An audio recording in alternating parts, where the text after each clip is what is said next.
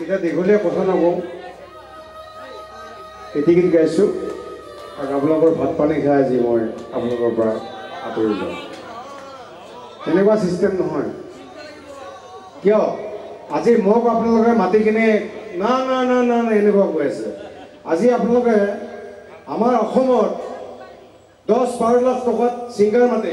8টা বজাত উঠাই 10টা বজাত নমাই দি পঠাই দিয়ে 12 লাখ টকা দি এতিয়া কিয় নকৰে নো কিয় নকৰে নো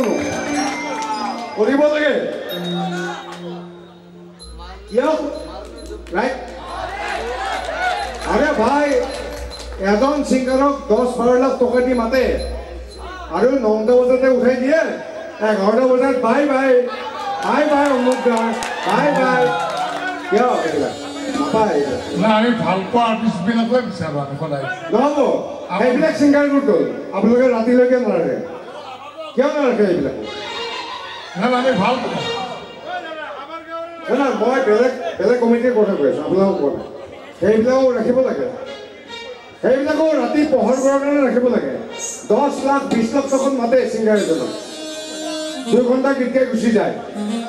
আৰু কি মদ খাই গান গাব নোৱাৰা হৈ যায়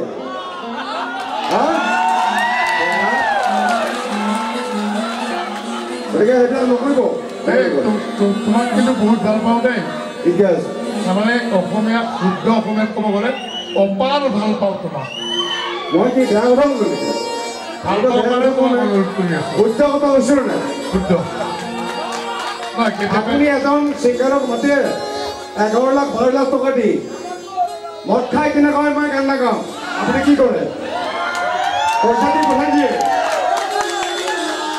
অসমত এইটো চলি আছে যদি গান গাই আছোঁ এইবিলাক ভৱেন বাকী এটা কথা কওঁ নাই নাই আৰু এইটোতো কণ্ট্ৰভাৰ্চিত বিচাৰা নাই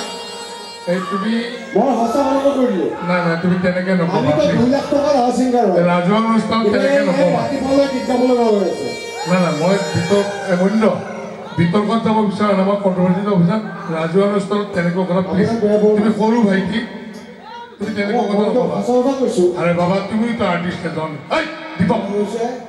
কোনো বেয়া কথা নাই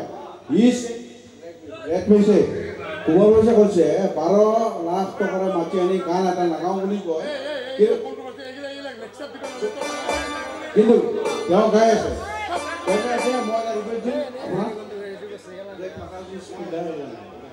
সেইবিলাক নকৰিব ঠিক আছে তোমাৰ প্ৰগ্ৰাম তুমি কৰি থাকা ঠিক আছে